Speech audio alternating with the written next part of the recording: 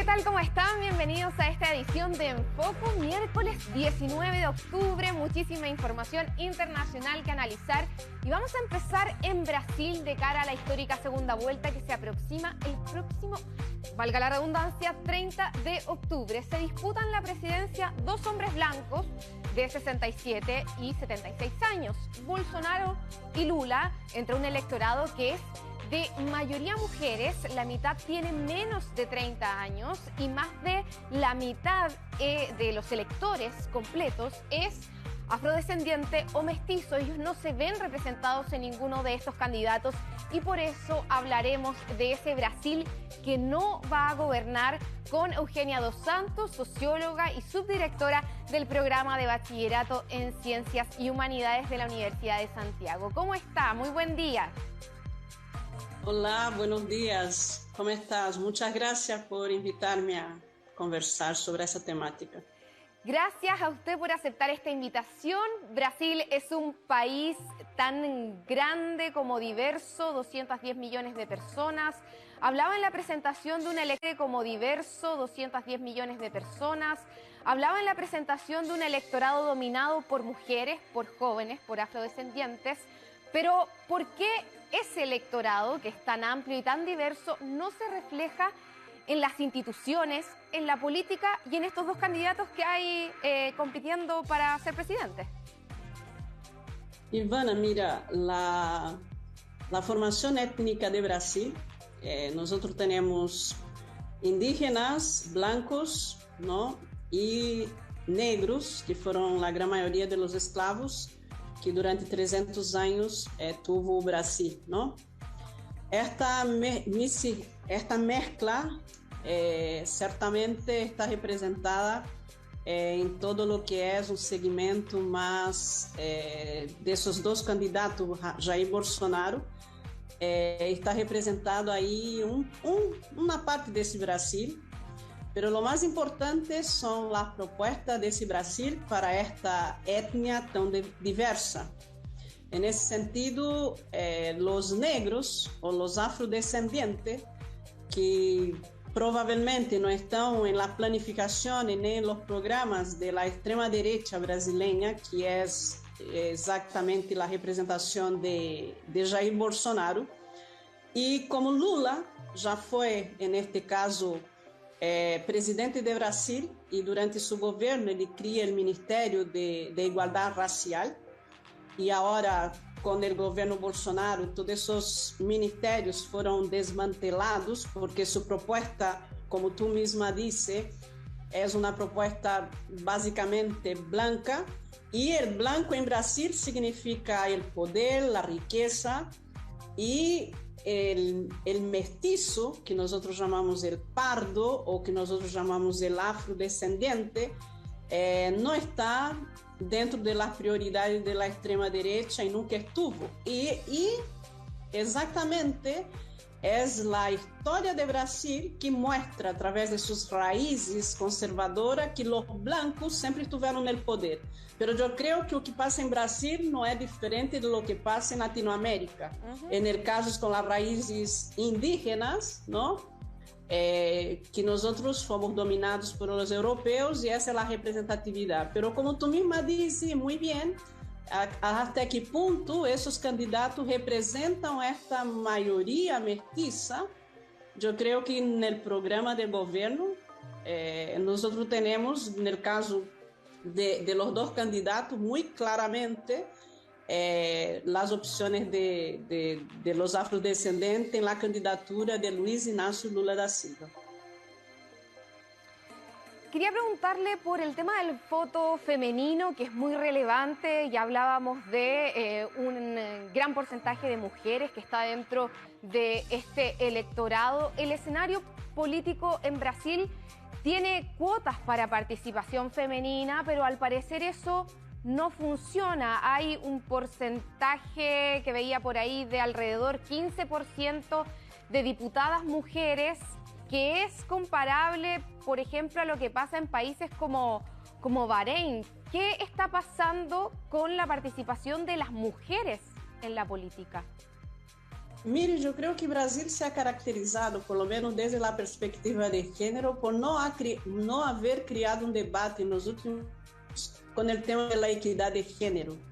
E isto também está na política. E eu creio que acá também demonstra o conservadorismo de uma sociedade que institucionalmente está planteada desde essa categoria, não?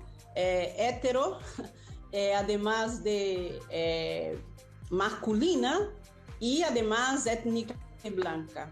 E creio que é muito importante, realmente, para mim, como analista, poder estar falando destas temáticas que não se habla, não, em la televisão, e agradeço que nós podamos falar disso, porque esta porcentagem de mulheres que existe em Brasil, que representa a grande maioria da população, não está representada em la política, en el trabajo e menos aún no en la vida cotidiana. Então, se agora imagine a mulher negra ou a mulher afrodescendente dentro dessa representatividade.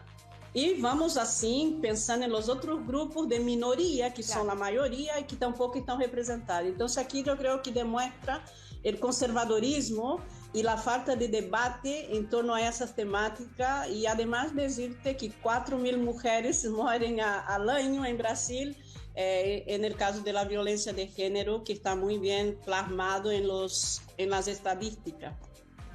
Hablemos ahora de Lula, que tuvo una resurrección política bastante inesperada en los últimos años o meses, podríamos decir, después que se anularan, se archivaran, se suspendieran las causas de corrupción.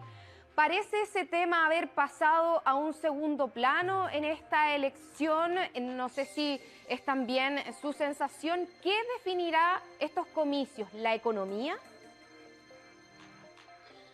Eu creio que esses comícios la definirá o governo do presidente Bolsonaro, que ha hecho muito mal, que ha salido muito mal, principalmente de lo que foi a pandemia. Eu creio que o negacionismo de Bolsonaro e las 680.000 muertes, eu creio que é um ponto negativo para sua gestão. Pero também há outras temáticas que eu creio que fazem ressuscitar a Lula, não somente por os temas de que ele é o único líder que pode enfrentar a Bolsonaro e a fortaleza dessa extrema-direita em Brasil, pero também porque ele foi o inimigo número 1 da direita e que se ha comprovado nos tribunais brasileiros que todo o que passou com Lula durante a prisão que teve com relação ao ex-juiz Sérgio Moro, o Supremo Tribunal Federal realmente deu como resultado que havia uma persecução assim ao líder Lula, não? E os temas de corrupção foram, de certa forma, colocados em segundo plano, exatamente por o hecho de que a esquerda solamente tinha esse candidato para enfrentar a Bolsonaro. E creio que o que hace ressuscitar a Lula é também um discurso que vai em prol de los mais pobres, que são os que han sofrido mais com esse governo, que não é um tema não, do analista político que pode fazer, mas também é um tema de lo que nós vemos, de lo que é Brasil hoje dia, em termos de temáticas ambientais, em temas econômicos, em temas de gênero, em temas étnicos, que esta extrema-direita ha planteado de forma muito distinta a que uma civilização pode pensar que deveria existir, não?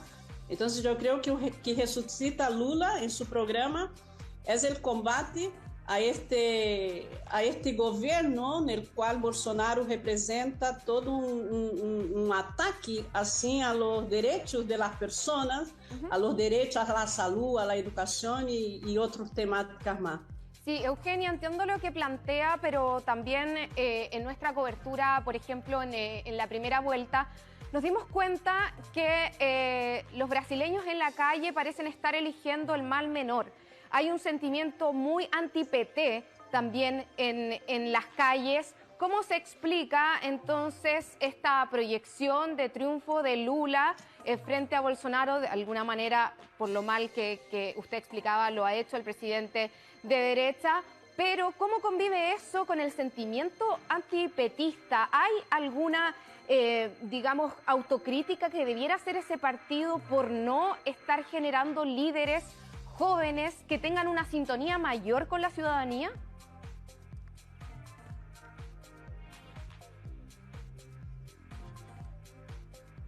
Mire, eu creio que a crise que o Brasil vive com o tema do antipetismo é uma crise que nós outros, não, como analistas, hemos visto desde a chegada de Lula ao poder. E é uma crise que nós outros podemos relacionar com outro ponto de Latinoamérica. Mas eu creio que o tema antipetismo e a ascensão de Bolsonaro, e também pensar que se Bolsonaro ganha as eleições, não seria a consolidação da extrema-direita em Latinoamérica, que não é somente no nosso continente que há esse ressurgimento da extrema-direita, mas também em outros continentes, não? Então, eu creio que acá o que se explica essa adesão de 43% dos brasileiros ao governo de Jair Bolsonaro é toda essa maquinária, não, que tem a direita em criar contextos muitas vezes contraditórios com a realidade, pero que hoje dia, com a ajuda das redes sociais, isso também ajuda muitíssimo, não? Também tivemos em Chile recentemente uma eleição de uma nova constituinte e nós também vemos esse poderio.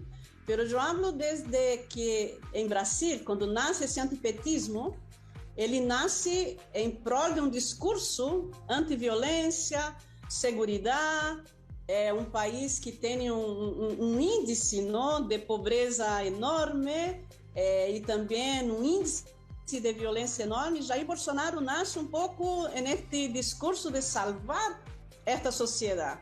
Então, eu creio que o antipetismo vai em contra das pessoas que aún creem que os salvadores podem aparecer e dar como resposta a suas reivindicações esse paraíso que querem todos ter.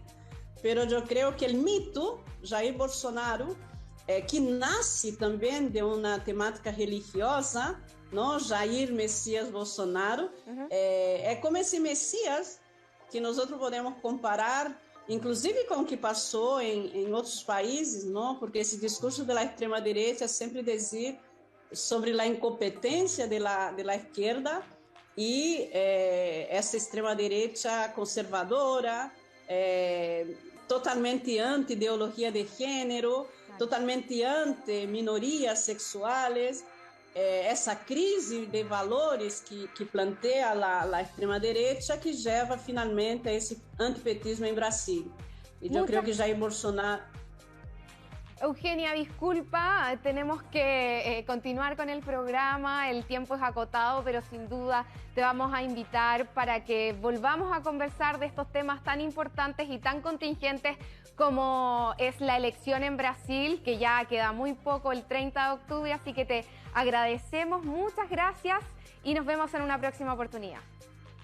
Muchas gracias a ti, Ivana, que te vaya bien. Muchísimas gracias. Hasta luego. Vamos a otros temas. El presidente de Estados Unidos en una ceremonia confundió el motivo de fallecimiento de su hijo, un nuevo episodio de Joe Biden perdido y errático que pone otra vez sobre la mesa la capacidad del mandatario para ejercer su cargo justo antes de las elecciones de medio término y también de una posible candidatura a la reelección. Veamos esta nota. Please welcome President Joe Biden. Desde el estado de Colorado, en el inicio de su gira presidencial, el mandatario anunciaba su primer monumento nacional, un evento que se vio opacado ante un nuevo olvido de Joe Biden. I say this as a father of a man who won the Bronze Star, the Conspicuous Service Medal, and lost his life in Iraq. Desde este antiguo campo de entrenamiento de soldados de la Segunda Guerra Mundial, Biden recordó a su hijo Vaughn, quien de hecho sí sirvió en Irak, pero eso sí, él no falleció ahí, sino que por un agresivo cáncer en 2015, 6 años después de regresar de la guerra. Un llamativo error que se suma al listado de tropiezos y confusiones de Joe Biden, que una vez más pone en tela de duda sus capacidades para ejercer el puesto de presidente de Estados Unidos. Jackie, are you here? Where's Jackie? I didn't think she was going to be here to help make this a reality. Hace solo unas semanas, en medio de una conferencia, Biden se confundió al buscar a una congresista que había fallecido a inicios de agosto. El hecho desconcertó a periodistas que exigieron respuestas a la Casa Blanca. Was the president confused? Was something written in the teleprompter that he didn't recognize? She was on top of mind. I have John Lennon top of mind just about every day, but I'm not looking around for him anywhere. No es el único episodio. Biden se ha dejado ver perdido en abril y septiembre de este año. Tropiezos